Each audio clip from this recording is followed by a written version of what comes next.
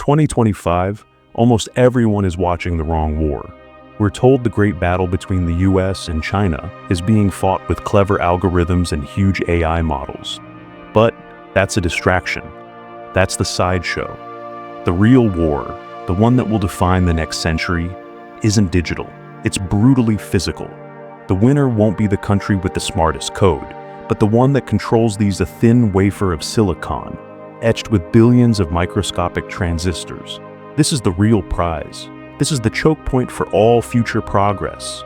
And in the high-stakes game between the world's two superpowers, the country that secures the supply chain for these advanced chips gets to write the rules for the next generation. What most people don't get is that this war has already started, and the first shots look nothing like anyone expected. To figure out who's winning in 2025, you have to rewind. For years, the United States held an undisputed trump card. Along with its allies, it controlled the keys to the entire global semiconductor kingdom. If you wanted to build the best AI, the fastest supercomputers, or next-gen military hardware, you had to buy chips designed in the US and made in friendly nations, mostly Taiwan. So Washington decided to weaponize that advantage. The strategy, which ramped up dramatically in recent years, was simple and seemed foolproof: starve China of the brains for its AI. Through a series of sweeping export controls, the US cut off China's access to the world's top processors, like NVIDIA's, and even more importantly, the tools needed to make them. At the heart of this strategy is a single company in the Netherlands, ASML. They are the only company on Earth that makes the extreme ultraviolet, or EUV, lithography machines you need to produce the most advanced chips. By getting the Dutch government on board, along with Japan, which controls exports of other critical chip-making equipment and chemicals, the US created what it thought was an unbreakable technological wall. The goal was to keep China's chip industry forever, a few steps behind, hobbling its military and AI dreams. For a minute there, it looked like it worked. Chinese tech giants who built their empires on Western tech were suddenly facing a silicon famine. But then, something happened that Washington didn't fully see coming. Instead of crushing China's ambition, the sanctions lit a fire under it. In late 2023, Huawei, a company the US had specifically targeted, released the Mate 60 Pro smartphone.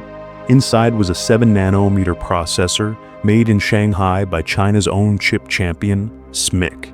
This chip wasn't supposed to exist. While experts knew China could theoretically make 7-nanometer chips using older DUV lithography tools, the real shock was that they'd actually done it.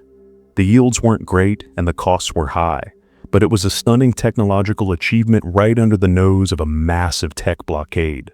The Mate 60 wasn't just a phone, it was a statement. It proved that the US starvation strategy had a huge blind spot.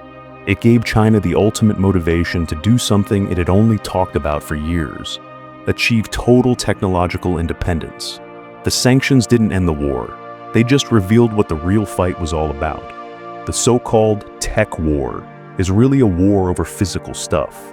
It's a fight for control over factories, for mastery of materials science, and for dominance of supply chains. In the 21st century, silicon is the new steel.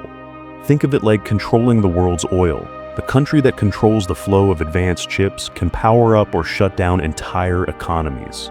For decades, that power has been cantered in one place: Taiwan. The island is home to TSMC, the world's most important chip foundry. The concentration of manufacturing power there is just staggering. TSMC makes most of the world's most advanced processors, from the chips in iPhones to the NVIDIA GPUs that power the majority of the planet's major AI data centers. This makes Taiwan the geopolitical epicenter of our time, and it gives the United States tremendous leverage. The US is both TSMC's biggest customer and its ultimate security guarantor, creating a deep, mutually beneficial relationship. It's the cornerstone of America's hardware empire. Being locked out of that empire forced China into a historic response: an all-in, state-led campaign for semiconductor independence that dwarfs almost any industrial project in history. The government has unleashed a flood of capital.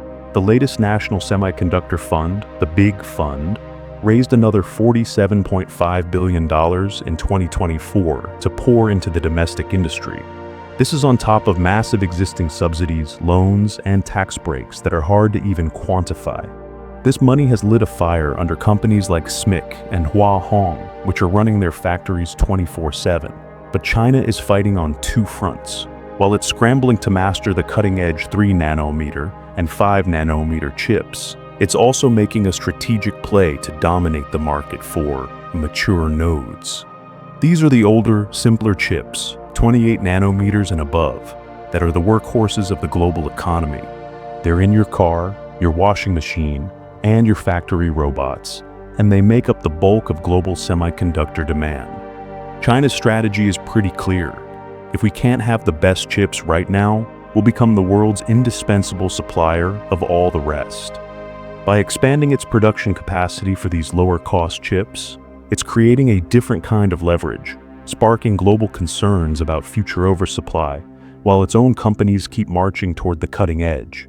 If you're finding this breakdown useful for understanding the real forces shaping our world, do me a favor and hit that like button. It tells the algorithm you value this kind of analysis, and it really helps the channel out. This fight for silicon isn't just a two-player game, it's global, and the winner might just be whoever builds the strongest team. The US understood this from the start. Its export control strategy is often called a small yard, high fence approach. It isn't trying to stop all trade with China, just build a very high fence around a small yard of the most critical technologies, advanced chips, and the tools to make them. But the US can't build that fence alone. Its strength depends entirely on its key allies. This has turned the tech war into a diplomatic marathon, with the US pressuring the Netherlands to restrict ASML's sales and Japan to control its exports of vital chip-making gear. This coalition is the linchpin of America's whole strategy. It's a delicate alliance, though. These countries have their own economies to worry about, and cutting off a market as huge as China is painful. Plus, there are always gaps in enforcement, with controlled tech finding its way to China through third countries and shell companies. Managing these alliances is just as important as developing the tech itself. While the US has been building its fence, China has been busy with a clever counter-move, making friends with everyone else. Knowing it can't win a head-to-head hardware war today, Beijing is playing the long game by winning over the global south, the nations across Asia, Africa, and Latin America. In late July 2025, just after the US announced its own plan, China released its action plan on global governance of AI. On the surface, it's all about fairness and using AI for good. But underneath, it's a diplomatic play.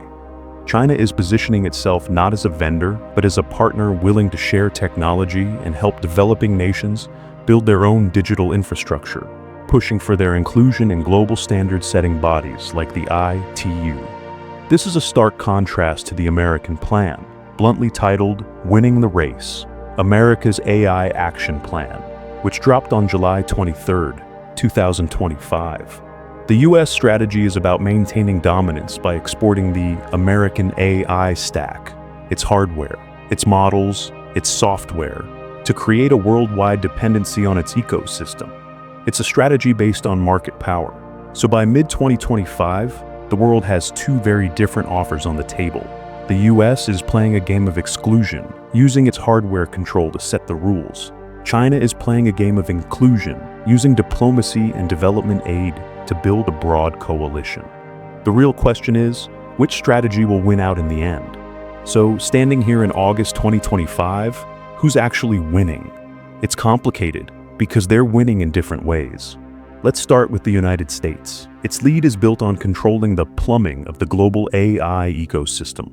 Washington's hardware choke point strategy is still working. China remains cut off from EUV machines, and its access to the most advanced DUV tools is heavily restricted, severely limiting its ability to mass-produce chips at the absolute cutting edge. This has huge knock-on effects.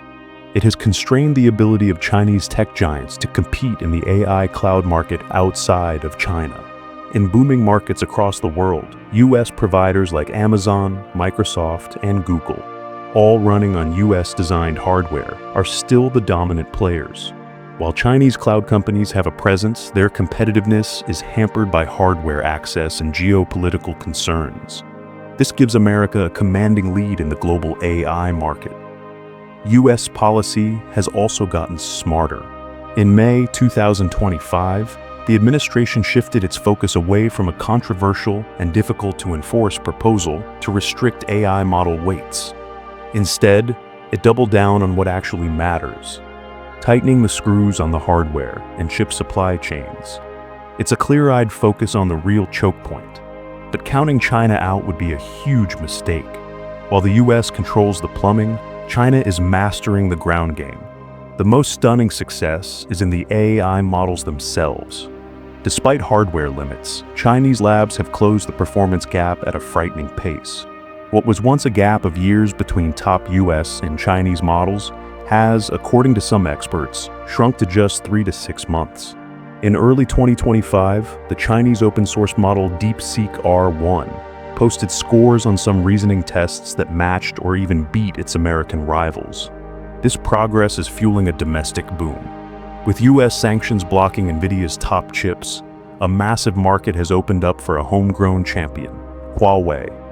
NVIDIA's once dominant market share in China has been eroded, and Huawei is racing to fill the void. Its latest AI chip, the Ascend 91C, is being deployed by nearly every major Chinese tech firm. Now, a single 91C isn't as powerful as an NVIDIA H100, but that misses the point. Some analyses found the 910C can deliver around 60% of the H100's performance on key AI tasks, a figure described as unexpectedly good. For many uses inside China's walled-off ecosystem, 60% is more than enough, especially when the chips are available and affordable. Huawei isn't just selling a chip, it's selling resilience, and it's working. Some even suggest that when Huawei links thousands of these chips together, the system-level performance can challenge NVIDIA's on certain tasks. So, here we are in 2025, left with a fascinating split screen. The US-China AI war isn't one race with one finish line. It is fractured into two different competitions, with two different playbooks.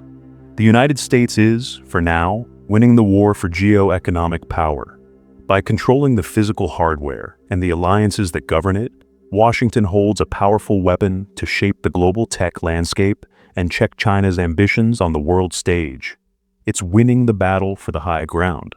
But China is winning a different, maybe more fundamental war, the war for resilience.